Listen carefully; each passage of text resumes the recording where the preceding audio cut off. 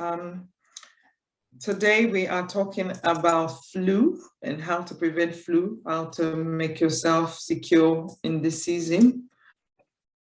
So tonight, we've got the Juice Doctor with us this evening to answer your questions about flu. So if you do have any questions about flu, please put it on the chat and we will answer them as we go along this evening. If you would like to contact the Juice Doctor, his details are aaronlives@gmail.com. His Instagram handle is Vivo Nutrients or MI Healthcare. The website is mihealthcaregroup.com and vivonutrients.com. If you would like to book an appointment to speak to him or to book a scan, you could also call on 0207-175-0052. Yes, flu season. Do you have the flu? For some people, flu, they have stuffy nose, they have sore throat, they have coughing. For other people, they have ache in their body. Sometimes they feel exhausted, and other times they have loss of appetite. So tonight we are beginning our talk by asking the Juice Doctor a few questions about flu and how flu affects us. Thank you, Juice Doctor. Over to you.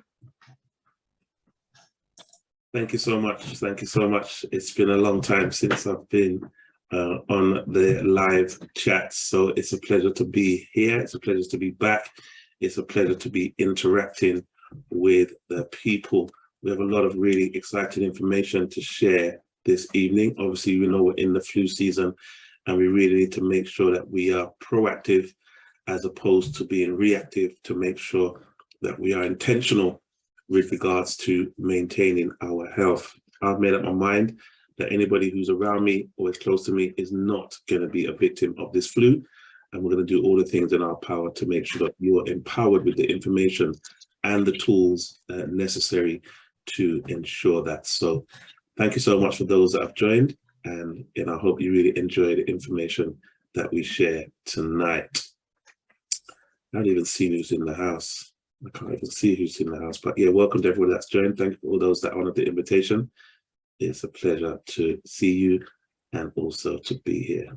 Over to you. Thank you so much once again, sir. The first question I wanted to ask you is, who can get the flu? Who are the people that can be affected by flu? Well, actually, anyone with a heartbeat can get the flu. Even healthy people can get the flu. And they can also get serious complications from the flu. They can actually develop at any time and at any age.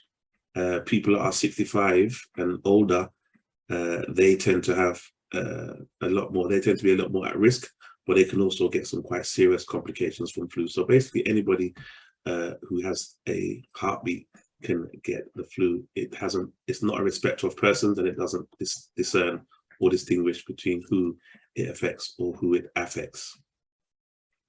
Thank you very much. So what are the symptoms of cold, common cold? Well, a common cold and the flu, they actually have quite similar symptoms. However, cold symptoms are a little bit less severe, because cold symptoms, they also appear quite gradually, because they're more bacterial as opposed to viral, which are what is behind the flu. But they both can come on quite quickly and unexpected. Most adults recover from a cold in around 7 to 10 days, but the symptoms can still persist way into 3 weeks, even up to a month sometimes. So it depends on what your level of immunity is that will determine the speed at which you can overcome the cold. But classic symptoms would be things like sneezing, muscle aches, having a blocked or runny nose, or a sore throat. You can even include things like headaches, a dry cough or lingering cough, a raised temperature, which is like your body trying to heat up itself so it can actually destroy the bacteria or the virus in situ. You can also experience pressure in your ears and in your face. You can actually even experience a loss of taste or smell, but it's not a typical symptom of cold and flu. But with the current respiratory illness that we're facing now, that is a classic symptom. Sometimes if you have a really bad bout of cold or flu, you can also have diarrhea or vomiting. And of course, you could also get breathlessness if your lungs are implicated in the condition.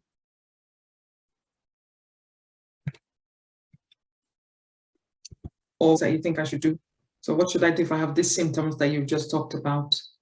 So let's put this on silent. Okay, well, like flu, if you have the symptoms, it's very important that you get plenty of water.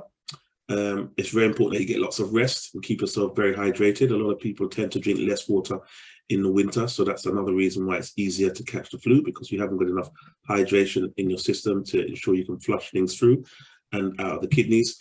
You can buy cold remedies, from the supermarket, things to help you to, overcome things a lot quicker. We tend to more advocate for the more natural side of things, using food, using things like ginger, using garlic, using oregano, using essential oils. But for those that haven't got access to a professional or a health professional or a practitioner, there are lots of things you can do. There are pharmacists you can speak to. If you haven't got a GP or access to your GP because the GPs are overwhelmed, pharmacists are just as effective as GPs. In fact, they're more effective because they have more time and they have access to resources right where they are. You haven't got the right prescription, they can actually just sell it to you right off the shelf. If you have a heart or lung or kidney condition alongside your cold or flu, again, it's very important that you contact your GP or a health professional, or if your symptoms get suddenly worse.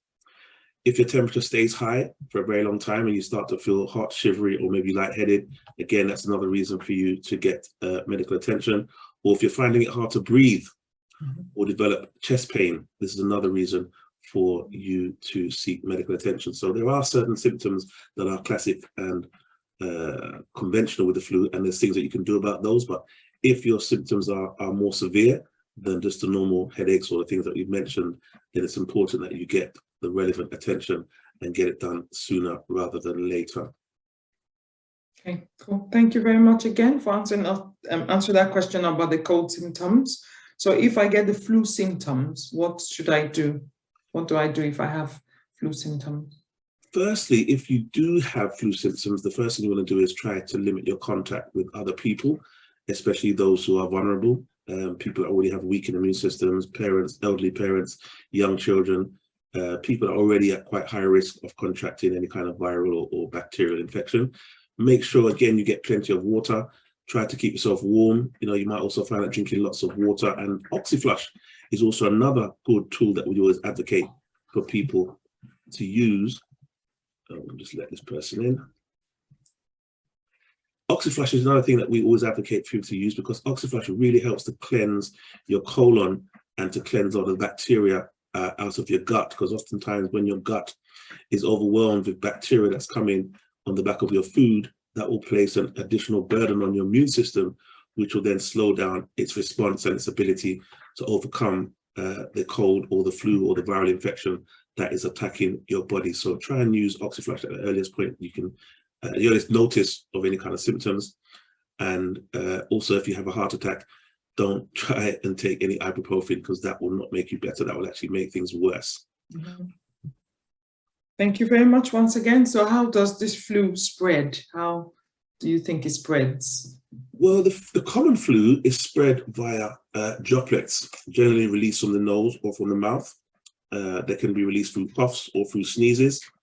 When an infected person sneezes or coughs, it doesn't cover their nose or their mouth, that could cause them to spread the flu, the droplets, in a much wider area.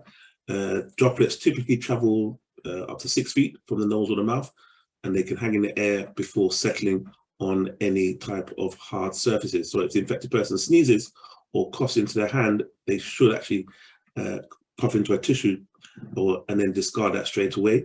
But those contaminated surfaces will then carry that virus, and it will infect anybody that comes into contact with that surface within a very short space of time. So we always recommend that when you go to public places, especially now, supermarkets, when you're handling, baskets that could have been handled by someone who has the flu, try and make sure you either use a tissue, use a hanky, or just wear gloves, just to protect your hands from contracting the virus, because they can actually survive outside the body for up to 24 hours, which means your risk of catching the flu when you touch any contaminated surface is quite greatly increased. Also things like door handles, telephones, keyboards. If you type, you're at work and use the same keyboard as the person that's contracted the flu, you're also going to place yourself at risk. Things like remote controls. If you live in the same household as somebody's got the flu, if you touch a contaminated surface, then touch your nose or your mouth, then you could actually become infected. So it's really good to be wise and to be mindful of the many different vectors that the flu can use to transfer and be transmitted into your own body. Well, thank you very much once again for answering that question. Do other respiratory viruses circulate during flu season as well? There are several other different respiratory viruses that also spread during the flu season. They can also cause symptoms similar to those seen with the flu infection.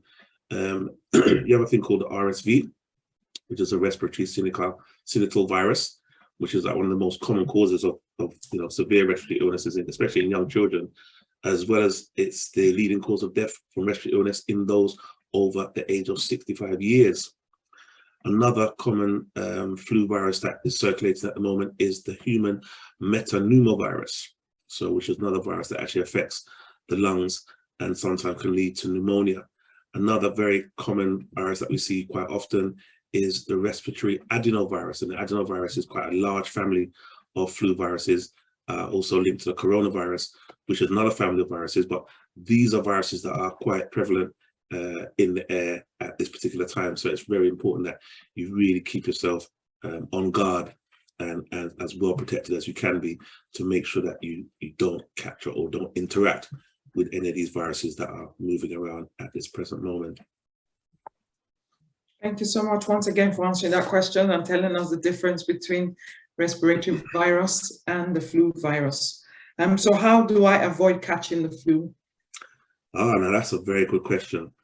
We always advocate for people to be proactive rather than reactive. And the best way that we recommend is to use a thing that we have called flu drops. Now, flu drops is very effective for preventing the flu. It's not something that we recommend. We can have if you catch the flu, but if you want to prevent yourself from getting the flu, take the flu drops. The flu drops, especially those that are over 50 or those that are pregnant or young children, take the flu drops. Just the way they promote having the flu jab, we are promoting taking the flu drops, because the flu drops are actually food. They're food-based products. They're just small drops that you take in a suspension. They're in a hemp seed and black seed oil suspension. They also have pumpkin seed oil in them, which helps to absorb them into your cells a lot quicker. But it contains things like garlic. It contains things like oregano. It contains things like ginger. These are all very powerful essential oils that are renowned for their ability to destroy bacterial infections and viral infections in situ. So as soon as the virus enters into your body, because you have the flu drops in your blood, as soon as the virus comes in contact with any of those properties, it will neutralize its ability to replicate and spread, thus rendering you a lot more protected against the manifestation of flu. So you could be in an environment where people have got the flu, but because you've got your flu drops, it will prevent the flu from replicating to a level that will cause any kind of distress to the immune system. So definitely get your flu drops instead or alongside your flu jab. Thank you once again for answering the question. My next question is it possible to have flu and also COVID at the same time? It's definitely possible to have both of them at the same time. Flu is, well, COVID-19 is actually quite a severe flu. So yes, you can definitely have the flu and then contract COVID-19, or vice versa, you can have COVID-19 and then contract the flu. They both have a severe impact on the immune system. So you definitely can have both of them at the same time, yes. Thank you again, once again, for answering that question. Does the flu jab also protect from coronavirus? The short answer is no. The flu jab doesn't offer protection against coronaviruses of any kind. It offers protection against flu if caused by a flu virus like influenza, but COVID-19 is a disease that is caused by the SARS-CoV-2, which is different from the normal flu viruses that are around. And they say it's quite a novel, that's why I call it the novel, because it's quite new. So it's not something that the regular jabs are able to contend with or attenuate against to any level that you'd feel any level of protection. So the short answer is no, flu jab won't protect you from COVID-19. Thank you once again for answering that question and for clarifying the different types of flu jabs and the types of protection that we can have from coronavirus as well as flu. So does the coronavirus vaccination also protect us from the flu virus? So if I've taken the COVID vaccine, do I need to worry about the flu virus vaccines or flu virus? No. Does the coronavirus vaccine protect from the flu virus? Is that what you're saying? Does the coronavirus vaccine? Does the coronavirus vaccine protect me against flu virus? No, it doesn't. So if I've had the 3 jabs, for example, you know, Mm-hmm. I've had 1, 2, and 3, and then they ask me to come and get the top up or whatever they call it, the 4th one. So if I've had the 4, do I still need, am I protected from virus, the flu virus? That's what I'm asking. No, you're not at all. If you have the COVID-19 vaccine, it's not going to offer you any protection against the flu, because it's designed in a completely different way. It's an mRNA vaccine. So it's not going to have any impact on the RNA vaccines or the RNA viruses, which a lot of the flus are. So, and you have some DNA viruses, DNA flu viruses as well, but the COVID-19 vaccine is designed specifically to deal with the novel SARS-CoV-2 virus, which is a slightly different virus from the common flu viruses that most of the flu jabs are designed to protect you against. So don't confuse yourself by thinking if you've got, you know, jab number 1, jab number 2, or jab number 3, that you're anyway more immunized or inoculated against catching the flu. It doesn't offer any protection against the flu whatsoever. Thank you again for clarifying that and for answering the questions very nicely. So what should I do if I develop any side effect from taking the flu jab? Because I know that I have taken a flu jab in the past, and they say, oh, you know, when you take the flu jab, you become sick a bit and then you get well. So what happens if I have a side effect from taking the flu jab? The most likely effects you have after the jab are pain. You may get redness or a slight swelling or tingling or some tenderness in the area where you actually received the injection. After the jab, you may also have a headache or feel lethargic. These side effects, they generally will tend to disappear within about 2 or 3 days maximum. So the first thing I'd say is to keep yourself hydrated. And the second thing is to make sure you get plenty of rest, just to allow your immune system to gather itself and gather up enough white blood cells and neutrophils to attenuate or to contend and manage whatever level of the inactivated virus has been exposed to the body, so that your body can actually mount the relevant response and give you enough time to get your strength back. So don't really panic, just take your time, keep yourself hydrated and get plenty of rest. Try and get to bed a little bit earlier than you would had you not had the jab. Thank you again for answering that question. So my next question is, what practical things can I do to prevent the flu? Well, you always hear Chris Whitty and all the people during the COVID-19 vaccine time telling you, or the COVID-19 pandemic time, telling you to wash your hands.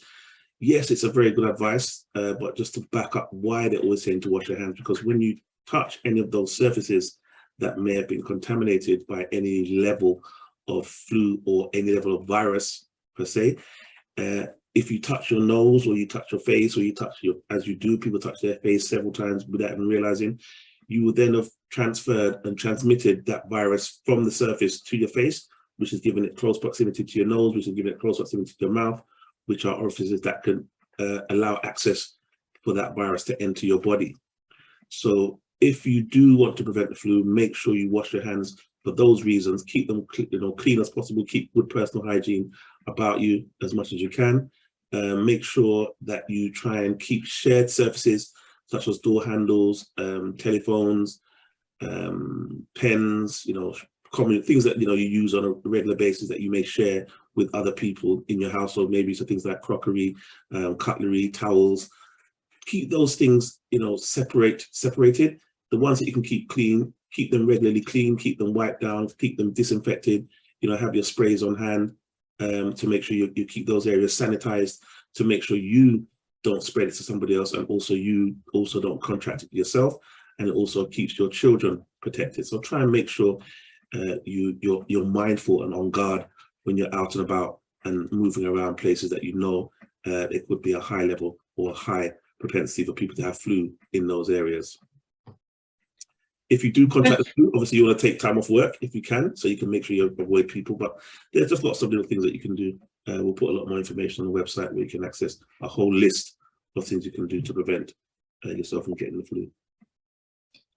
There's this new thing called gastric flu. What's that? What's a gastric flu? Is that the same as a regular flu, or is that to do with the stomach, or what's that? Gastric flu is, it's basically, a lot of people misconstrue gastric flu, and they see it as a, or man flu. They might call it a man flu. Gastric flu is actually a form of inflammation or a gastroenteritis, which produces diarrhea, produces vomiting, produces nausea, and also produces a high temperature. Despite the common nickname, this condition is actually not caused by the flu virus. It's commonly caused by a norovirus, which is like the flu, and it's more prevalent during the winter. So it's something that is going to be very much around now, and something you very much need to be aware of now.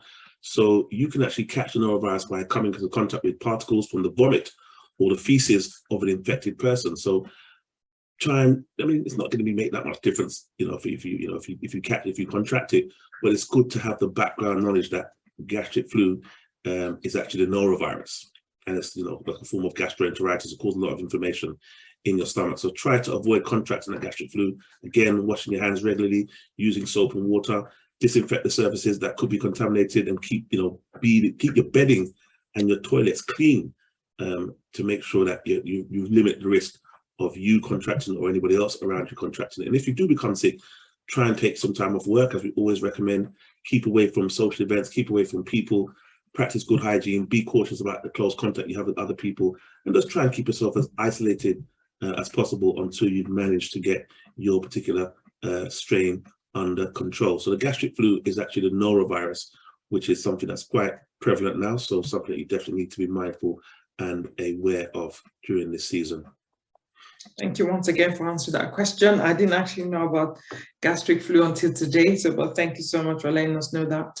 And what are some of the common flu jab side effects? Common flu jab side effects would be things like soreness, swelling from the shot, from the area and the location where you've received the actual shot. You may also experience some headaches. You may experience some nausea, some fatigue, some muscle ache, and also fever. Flu jab side effects are perfectly normal. They're something that you should, almost expect. However, there are a few other flu jab side effects that are not as common. These are quite rare, and they may indicate what we call an allergic reaction, as opposed to just a detox reaction. You get things like wheezing or difficulty breathing. This is a little bit more serious than your common headaches and muscle aches. You may get some swelling around your eyes or your lips. You may experience hives or becoming really pale all of a sudden. You may even have a faster heartbeat. You may notice an increase in the beats or the pace or the speed of your heart. And things like dizziness or weakness. These are actually allergic reactions, in which case you should definitely alert your practitioner or the medical establishment that issued the jab, to let them be aware that you've experienced such symptoms at the soonest possible juncture, so they can take the relevant action and also put it on your file, so that they don't make the mistake of giving you such a jab again in the future, because these things can sometimes even end in death. Thank you once again for answering that question. This follows on to my next question. Is the flu jab necessary to take every year? I think the last time I took flu jab was like 10 years ago, but I know people take it every year. Some people start taking it from September or just at the beginning of October, just to get their regular shot. So do I need to take it every year? You're by no means forced to take the flu shot. However, health professionals highly recommend it. What I tend to advise is that because the flu strains, they're always mutating. The flu strain that was available last year may not necessarily be available this year, or the flu strain that was available last year may have mutated again this year. So the vaccine or the jab, the flu shot that they developed for the strain that they inoculated you against last year may not have any effect on the strains that are out this year, because you've had so many different viruses that have mutated in the air, and they've formed new variations. You've seen how COVID was mutating into so many different variants. You had the Omicron. You've had quite a few different variants of the coronavirus, although yes, they did get weaker. But if you had a shot that was developed for, say, the adenovirus, when you've had Omicron, which is a new variant of a new novel coronavirus, it's not going to have the same effect. So I would use wisdom and make sure you get the right information so you can be fully informed that what you're actually taking is going to actually have the desired effect on immunizing you against the threat in its current state. Thank you again, once again. My next question is, how long does the flu last? A flu typically lasts 3 to 7 days, depending on your level of immunity, depending on the level of your immune system function. Serious complications of the flu, such as pneumonia, can take longer to recover from. Some symptoms, such as a cough, can persist for more than 2 weeks. So it all depends on your level of immune system and how topped up it is and how optimal it is functioning at the time of contraction. You can have a quick recovery from the flu. You can still infect others, 5 to 7 days after becoming sick. So you can rest assured that if you have been able to get over it within the 7 days, that you still want to be mindful that you're still could be quite effective to other people and those around you for at least up to another 10 days once you've overcome some of the worst symptoms. So even if you don't feel symptoms, just still be mindful and be careful that the virus can still be active and other people can still be affected. So generally we say 7 to 10 days, but allow yourself at least 14 days before you can give yourself the all clear. Cool. Thank you again for answering that question. My next question is that, are there any home remedies for the flu? So what should I take, or what products do you offer that I can take to prevent myself from having the flu? And if I do have a flu, what products can I take to help me get out of it without staying at home for 14 days? Okay, well, we've seen lots and lots of cases of people that have had the flu, and even cases as serious as pneumonia. And we recommended them to use the things like the Ultra Detox, the Oxyflush, the flu drops, of course, but at a much higher dose, Respirate drops, and Zeoflush. And they took that along with the liquid oxygen, and the doctors had recommended that she would not be able to recover fully from pneumonia for at least 6 months. But having recommended those products to her as what we call our flu kit combo, she was able to overcome the pneumonia completely within 3 weeks. And she was shocked herself, because when she first came to us, she could barely breathe. She was on the phone. You could really hear her literally gasping for air.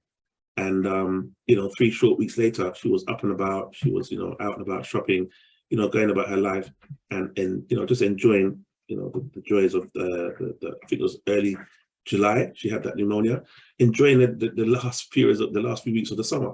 So something that could take 6 months was actually able to be overcome within 3 short weeks. And let's say 6 weeks to be conservative, for her to have complete all clear and for her to be clinically certified as being clear. But just to kind of give a little bit more of an insight, if you use these products preventatively, they are more effective than when you use them after you've already been infected. Preventively or prophylactically, if you use the Ultra Detox, it really helps to stimulate your liver, your kidney, your digestive system to be more effective, to expel things like parasites. If you have bloating, it really helps to bring that down, because when you have bloating, that's going to put another strain on your immune system. If you use things like Oxyflush again is something that we recommend highly if you suffer with any kind of stomach problems or any kind of indigestion problems, any kind of cramping in the stomach. The reason why we use Oxyflush to deal with this, because it clears out all the waste, it clears out all the gunk, it clears out all the associated pathogens and toxins that will then lead on to inflammation. And when you have a lot of inflammation in your body, that's gonna really trigger a massive immune response. And while your immune system is busy dealing with inflammation, it's then going to take away the immune system's ability to deal with colds or flu or rogue pathogens that may have entered the body through your nose or through your mouth, through you touching any one of those contaminated surfaces. So Oxyflush is always something that we recommend to really help people to overcome colds and flu, or to prevent themselves from getting a cold or flu. And then also the same with the flu drops. Flu drops is our flu jab. You take it every day, you put the garlic in there, you get the oregano in there, you get the ginger, you get the really powerful essential oils, and it really helps to just keep your immune system on tip-top guard, in tip-top shape, making sure that any levels of bacteria or viruses that start to develop in your blood, undetected, because sometimes they get in through other orifices. If they get in, those guys will get to work on breaking them down and neutralizing them before they can manifest as any kind of, serious flu infection or serious bacterial infection that may end up as a cold. And then lastly, we have the respirate. If you take it beforehand, just to keep you to breathe deeply, more clearly, to make sure you've got a good flow of oxygen coming to your lungs, because it helps to clear mucus away from the lungs. It helps to clear your throat, it helps to clear your nose and clear your sinuses. Because again, it's essential oils, they use a lot of aromatherapy. It has a lot of aromatherapeutic benefits. You put a few drops in your hand, you rub it together, you cup your hand around your face, you breathe it in deeply, inhale the aromas, it goes straight into the brain, it goes down into the lungs, it goes to the limbic system, so you feel a great sense of euphoria from having that great aroma coming straight into the brain. But having this as an oil that you use as a preventive, it prevents the buildup of mucus, which again will put a burden on your immune system. If there was a time where bacteria was able to get in or viruses were able to get in, your immune system will be busy trying to break down the mucus, which could also lead to you having congestion in your chest, which makes it harder for you to breathe, which is going to restrict the level or the flow of oxygen into your lungs that would dispel a lot of those pathogens. So Respirate is a great prophylactic product to take to prevent you from getting the flu. Flu drops is another great prophylactic to take because of the ingredients and the compounds, and they've been clinically proven. There's so many studies done on those particular compounds. Oxyflush, because it boosts and cleanses your gut and cleanses your colon and helps to relieve the burden that may be placed on the immune system, because 70% of your immune system is situated in your gut. So the more you can do to cleanse the gut and keep the gut clean is the better chance you'd have of freeing up your immune system to jump into action or to spring into action at the first sign of any kind of rogue pathogens building up in the system. So those are the products that we'd recommend to use. But then we also recommend things like having, honey and lemon is another natural remedy you can use, because honey is full of antibacterial properties. It also has antiviral properties. When you add it to the lemon is very rich in vitamin C. When you have the two of them as what we call the lemon detox, we generally recommend you have a liter of water, put say 4 lemons, 2 limes, some mint leaves, some cucumber slices, a little bit of honey, and just drink that throughout the day. Again, taking it prophylactically, don't wait until you get sick.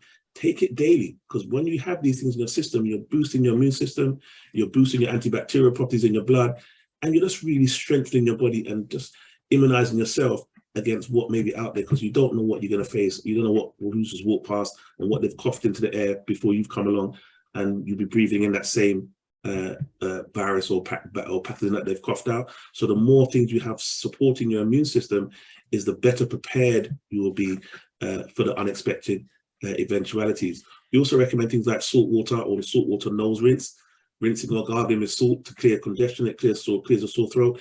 Also very good for people that have asthma, people that have hay fever, any kind of respiratory condition. The salt flush is very, very, very, very effective, highly effective. It's not always very comfortable, but it's very effective, especially if your hay fever or your asthma is really bad or really troubling you. And then lastly, we'd say that you can, keep your head elevated at night and make sure you drink plenty of fluids to make sure you keep yourself very well hydrated. So those are some key simple remedies that you can use in your house, along with some products that you can purchase to make sure you have them as part of your arsenal to make sure you keep yourself protected, but most definitely proactive in this flu season that's going to get a lot worse as the weeks progress. Thank you so much for answering all of our questions tonight. So if anyone wants to get the products, where can they get the products? Yeah, all the products you mentioned, all the food supplements, they're all available on our website, Vivo Nutrients. That's PIVO nutrients.com. Or you can go to My Healthcare, that's mihealthcaregroup.com, MI and then healthcaregroup.com, and you just click on the product, any one of the products that you see at the bottom of the page. That will take you to the shop, and you can purchase all of those products there and quite a few others. We also have our Instagram page, which I believe is it Vivo Nutrients? Mm-hmm. Vivo Nutrients as well, at Vivo Nutrients, and YouTube. We have a YouTube page for the same name. Maybe that's that you typed in the chat. Vivo Nutrients on YouTube, where you see a lot of the testimonials of people that have, gone through some of the programs, the lifestyle change programs, the detox programs, the hydration or the hydrotherapy programs, where we just use water to cleanse the body and really flush out the system and eliminate a lot of the toxins that have built up in the body, just using water. So there are a lot of testimonials on YouTube of the same name, Vivo Nutrients. So yeah, please feel free to interact with us. If you have any questions about, what products to use, there are a lot of information available on the site, but if you still need to get a little bit more clarity or clarification, feel free to reach out to us, reach out to Princess Glory. We're always on hand to provide any additional information you may need so you can make the right decision that's right for you. Thank you so much, just Doctor, for joining us this evening. Just before we go, I'm just going to quickly share my screen so I can give a couple more tips about essential oils that can be used and foods that people can have for the flu season. Okay, so some of the things that the Juice Doctor told us this evening is that we should wash our hands frequently, disinfect contaminated areas, avoid touching your face, always cover your mouth and nose when you sneeze or sneeze into tissue, he said. Isolate yourself as well. Make sure you're not around people for a couple of days so that you can get well. Some of the foods that we can have whilst we have the flu. I know people see red meat here and think, oh my God, red meat, am I allowed to eat meat? You are not allowed to eat so much meat, but of course you can have a little bit of meat to give yourself some energy. Have a lot of citrus fruits. You can have lots of beans, garlic, leafy greens. You can have honey. You can have lots of ginger, which the doctor mentioned already. You can have a lot of turmeric, turmeric mixture. You can have walnuts. You can have carrots. You can have lots of soups. I know that when people have the flu, they always go for the chicken soup. So again, you can have chicken soup. Also foods that you can have or fruits that you can use to detox yourself. If you have the flu, you can have Brussels sprouts, you can have spinach. You can actually take a spoon of olive oil. That would be very good as well. That is useful. You can have lots of beetroot, beetroot juice, turmeric. You can blend it in your juice. You can have celery juice as well. Those are some of the things that you can use or you can take if you had the flu. Some other things that you can do if you had the flu, like sore throat or cough, when you have the flu, you can put this in your diffuser, 2 drops of lemon oil, 2 drops of peppermint oil, 2 drops of frankincense oil, and 2 drops of clove oil. You can put that in your diffuser and that will really clear out your throat and also help with the cough. If you would like to get any of these oils, we do have them on sale on our website. If it's not on there, let us know and we will tell you how you can purchase them. Also for your diffuser as well, if you had sore throat or sinus headache, you can have lavender oil, peppermint oil, rosemary oil, and marjoram oil as well in your diffuser.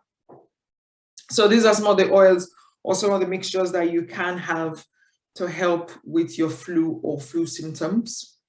Some of the benefits of using essential oils are it relieves the headache, the cold, the muscle soreness, and also your body pain. It also helps you to manage your stress and helps you to relax. You can also apply it on your skin, on your face. You could also use it in your diffuser. Those are small things that you can use the essential oils for. If you would like to contact me, my email address is on the screen, gloryedward21@gmail.com. My Instagram page is Glory Edward Nutrition, Glory Edward Organic, as well as Chef Imani's Kitchen. For Chef Imani's Kitchen, there's lots of foods that you can try during this winter, lots of soups that you can try. If you don't like soups, there's a lot of things that you can also try that will help as well. If you do need to contact me, my number is 0798-455-1292. Thank you so much, everyone, for joining us. Before you go, just 2 things I want to quickly mention as it just came to mind as you were mentioning the foods.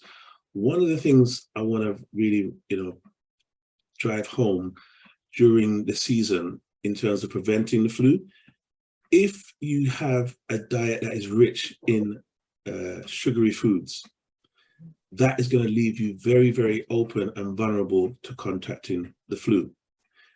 If you have a diet that is very rich in dairy products, milk, yogurt, any of those kind of dairy derivatives, you're going to leave yourself very open and vulnerable to contracting the flu.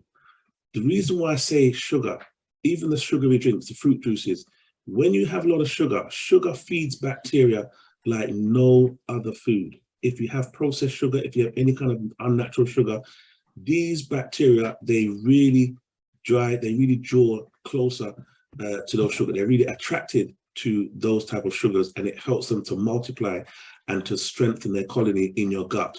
These will present a massive, massive problem for your immune system, which your immune system will be diverted to deal with before it deals with anything else. So if you have a high appetite for sugar, you are leaving yourself very open and vulnerable to catching a cold or catching a flu.